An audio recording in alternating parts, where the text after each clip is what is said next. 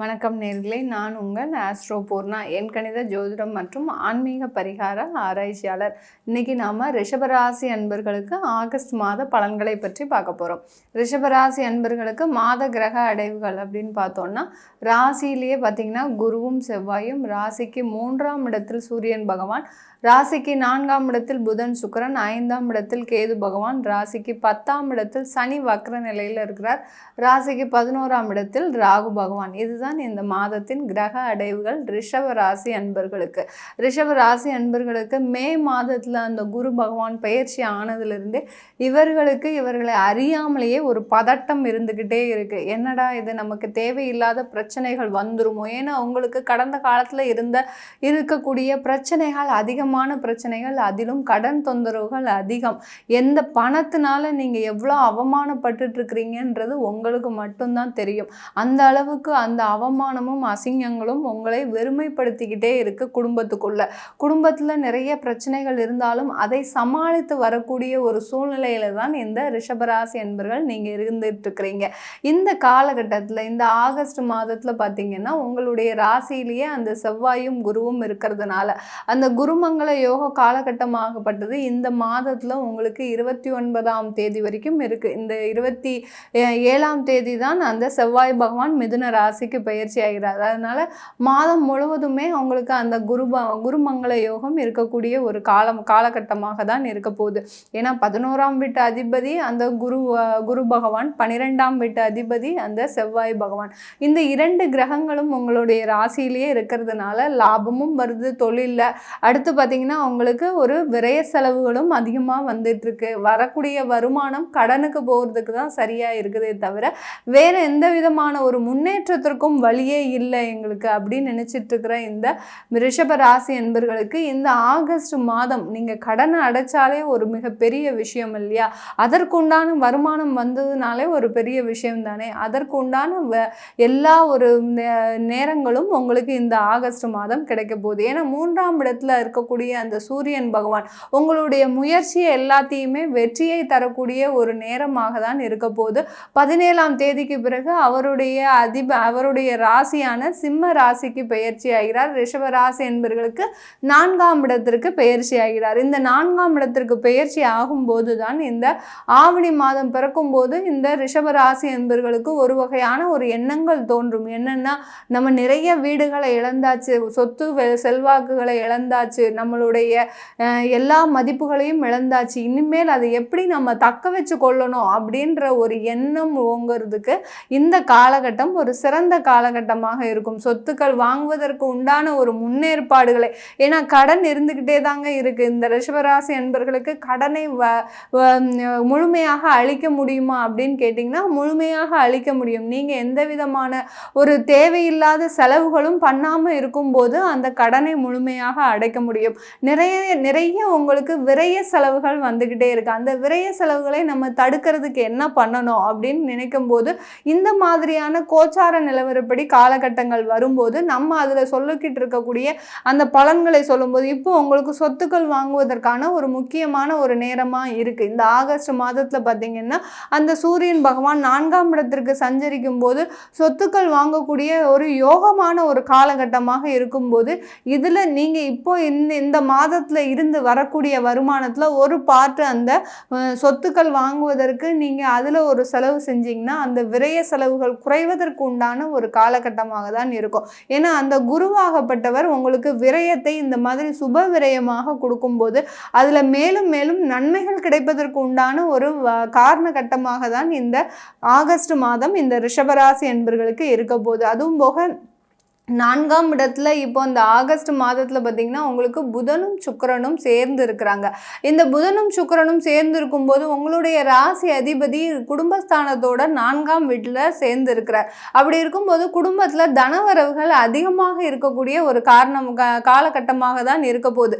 நீங்கள் அதில் எந்த விதமான ஒரு பயமுமே வேண்டாம். உங்களுக்கு நீங்கள் தொழில் செய்கிறீங்களா, கண்டிப்பாக தொழிலில் போட்ட முயற்சிகள் உங்களுக்கு இந்த காலகட்டத்தில் இந்த ஆகஸ்ட் மாதத்தில் ஒரு நல்ல வருமானத்தை தான் கொடுக்க போகுது. அந்த வருமானம் உங்களுக்கு கடன் செலவுகளுக்கும் அடுத்து பார்த்தீங்கன்னா ஒரு முக்கியமான ஒரு இன்வெஸ்ட்மெண்ட் பண்ணுவதற்கும் ஒரு யூஸ்ஃபுல்லாக இருக்குமே தவிர நீங்கள் நினைக்கிற அளவிற்கு உடனே இந்த ஆகஸ்ட் மாதம் நம்மளுக்கு ஒரு டெவலப்மெண்ட்டை கொடுக்குமா அப்படின்னு கேட்டிங்கன்னா உடனே கொடுக்கறதுக்கு உண்டான வாய்ப்புகள் மிக மிக குறைவாக தான் இருக்குது இந்த ரிஷபராசி என்பர்களுக்கு. உங்களுடைய வளர்ச்சி இந்த ஆகஸ்ட் மாதத்திலிருந்து கண்டிப்பாக இருக்குது. அந்த வளர்ச்சியின் மூலமாக ஒவ்வொரு மாதத்திலும் இந்த ரிஷபராசி அன்பர்களுடைய அந்த வாழ்க்கை தரமாகப்பட்டது எந்த அளவுக்கு வாழ்க்கை தரத்தை இழந்து நீங்கள் தவிக்கிறீங்களோ அந்த அளவிற்கு அந்த வாழ்க்கை தரமாகப்பட்டது உயரக்கூடிய ஒரு சூழ்நிலைக்கு தான் இந்த ரிஷபராசி என்பர்களுக்கு இந்த ஆகஸ்ட் மாதம் மிக சாதகமான ஒரு பலனை கொடுப்பதாக இருக்குது. அதே சமயத்தில் இந்த ரிஷபராசி என்பர்களுக்கு 4ஆம் இடத்துல புதன் சுக்கிரன் 11ஆம் இடத்தில் ராகு பகவான் இருக்கிறதுனால சில பேருக்கு பார்த்தீங்கன்னா முதல் திருமணத்தில் மிகுந்த ஒரு ஆர்வம் இல்லாமல் இருந்திருப்பீங்க.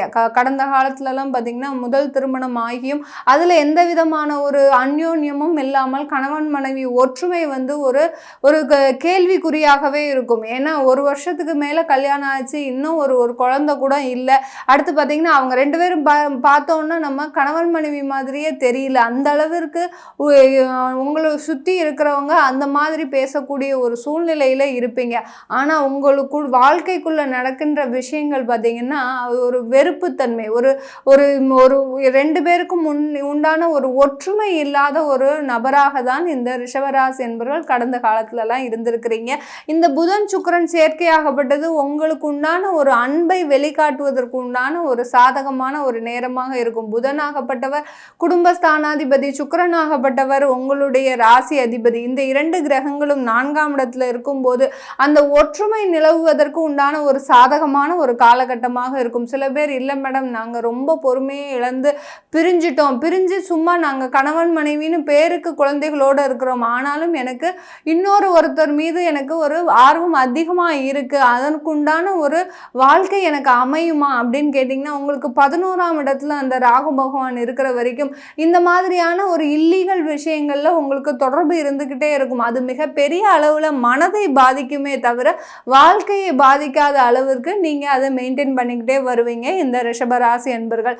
இந்த மாதிரி இந்த ரிஷபராசி என்பர்கள் தனக்குள்ள ஒரு வாழ்க்கையும் வெளி உலகத்திற்கு ஒரு வாழ்க்கையும் வைத்து வாழ வேண்டிய ஒரு சூழ்நிலைக்கு ஒரு கட்டாயத்திற்கு ஆளாக்கப்பட்டவர்களாக தான் இந்த ஆகஸ்ட் மாதம் இந்த ரிஷபராசி என்பர்களுக்கு இருக்க போகுது.